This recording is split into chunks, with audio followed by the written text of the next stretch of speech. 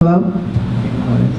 Good morning, everybody. I apologize for my cold, so I hope I don't start coughing and sneezing through this whole thing. Today, when I was planning and studying to preach for today, and our subject is I am the door, and we know who the door is, I started thinking about just yesterday, on my way to work, all the different doors I went through. I counted 9 different doors that I went through just to get to my desk at work. And every one of those doors that I entered or walked through, I knew exactly what was on the other side. I'd been there a million times. I knew what the room that I was entering into offered me. And I wasn't afraid. I went freely in. So once I got there and I started taking report from the night nurse, and I started getting information on the patients I was going to take care of. I started to get a name and their situation, but I didn't know the people at all.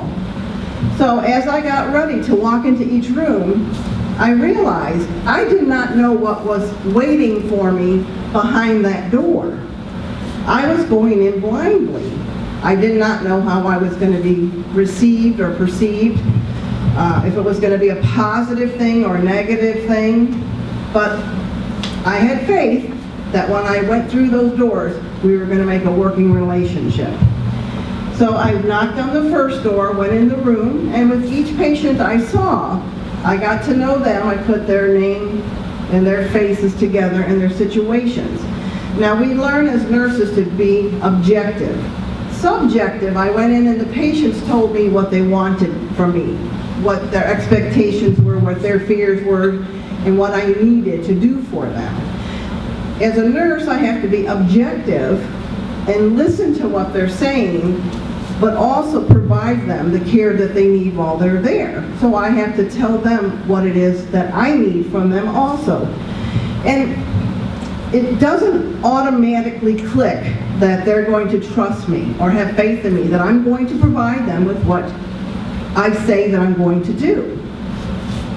But after 2 or 3 times of entering the room, when they called me, and I show up and I bring them what I promise I'm going to bring them, and I fulfill their need, after that, when I walked in, then they knew they could count on me. They knew when I came in it was going to be something good, that I was fulfilling their need. And that's what we want to do when we enter the door to the kingdom of heaven. We want what was promised to us to be fulfilled. Amen? In John 9:35-41, Jesus is talking about spiritual blindness. Jesus heard that they had driven him out, and when he found him, he said, "Do you believe in the Son of Man?" Now we know he's talking to the blind man who was outside of the synagogue. He was a beggar. They kept him out there. The Pharisees kept him out there because he wasn't worthy enough to come into the synagogue. He answered, "And who is he, sir? Tell me so that I may believe in him." And Jesus said to him, "You have seen him, and the one speaking with you is he."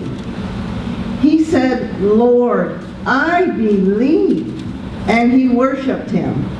Jesus said, "I came into this world for judgment, so that those who do not see may see, and those who do see may become blind." Some of the Pharisees near him heard this and said to him, "Surely we are not blind, are we?" Jesus said to them, "If you were blind, you would not have sinned. But now that you say we see, your sin remains." So the blind man who had never laid eyes on Jesus, didn't know who he was, didn't know what he needed to do, in 5 minutes after Jesus restored his sight by spitting in the dirt and healing him of his sight, in 5 minutes his faith became tremendous. And he believed and he worshiped him. Yet the Pharisees who had been with him heard his teachings, seen him, knew what they were supposed to do, were blind. Were blind because they didn't see what the blind man saw. The blind man saw the truth about being blind and the truth about seeing. And oftentimes we do the same thing. We think we're seeing what we're supposed to be seeing. We think we're doing what we're supposed to be doing. But who is really better off? The blind man or the person with sight? If you have sight and you can read and you understand, then you have no excuses as to why you're not following what we're supposed to be following. We all need the faith of the blind man who just was in awe of the opportunity that he got. And we take it for granted all of the time. It's clear that when Jesus came, he came to divide us. He wants to see who is really worthy of entering the kingdom of heaven. Who is blind? Who can see? We always want to make it so difficult to follow him. It's very simple. I mean, over and over again in the Bible, we are told by Jesus himself, from the beginning to the end, what it is we need to do in order to be his followers, in order to be his sheep, in order to enter the gate or the door. But we always want to do it ourselves, and that's where the problem lies. When we start to think we can do it better, we can do it a different way, we can be bad for 94 years, and on the 95th year you're just going to say, I'm sorry, and forget about all that stuff. Luckily, he's a forgiving God, but that's not the avenue we want to take. We want to be followers all along because we never know what day it is that we're going to be entering that doorway. Right. John 10:1-18. Before I get to this, most of us here have children, and I'm the oldest of 5. And on any given holiday at our house, we would meet somewhere, let's say like on Christmas, and there were at least 10 children there of ours. And we knew that the night was going to be a long night. Like Cuban families, Italian families, there's a whole big thing. You don't just go for an hour and go home and go to sleep. It's a big whole, you're there till 2, 3 o'clock in the morning, you're eating, you're doing whatever, arguing, you know everything, nobody knows anything, it's wonderful. But the point is, we prepared our children so that when they were as the night wore on, we knew they were one by one, they were going to fall asleep. And as my sisters and I, we would say, okay, your kids are going to go to their room, and the other kids are going to go to the master bedroom. And so we knew as each child fell asleep, we would pick them up and we would take them into a room and get them quiet and settled. And throughout the night, one of us mothers would check on the children, make sure no one fell out of bed, that no one is crying in their sleep, or they don't need their diaper change or whatever. And we made sure that they were safe, that they were in the place in which we left them. At the end of the night, sometimes we would say, hey, will you take my kids home with you tonight so my husband and I can have the evening to ourselves? We would arrange those things. So as each of us went in to gather up our own children, no problem. The sleeping child was ready to be picked up and go.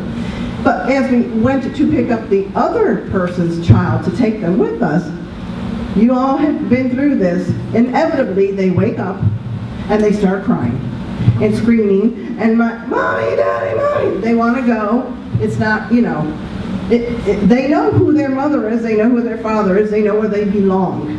So what happens? You go, all right, well, maybe next time, and then you take your children into your car where they feel safe and you go home to your house, correct?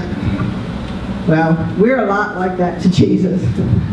That's what he's wanting his children to do. When he comes to get us, he wants us to know him. He wants us to know that I'm coming, come and follow me, come with me, come on, I've got the room ready for you. In John 10:1-8, very truly, I tell you, Anyone who does not enter the sheepfold by the gate, but climbs in by any other way, is a thief and a bandit. A bandit. The one who enters by the gate is the shepherd of the sheep. The gatekeeper opens the gate for him, and the sheep hear his voice. He calls his own sheep by name and leads them out.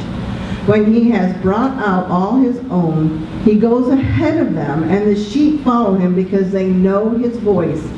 They will not follow a stranger, but they will run from him because they do not know the voice of the strangers. Jesus used this figure of speech with them, but they did not understand what he was saying. Just like I was talking about our children, as a child of God, we understand when we hear him where we need to go. He's right there waiting at the gate, calling us to come on in where it's safe.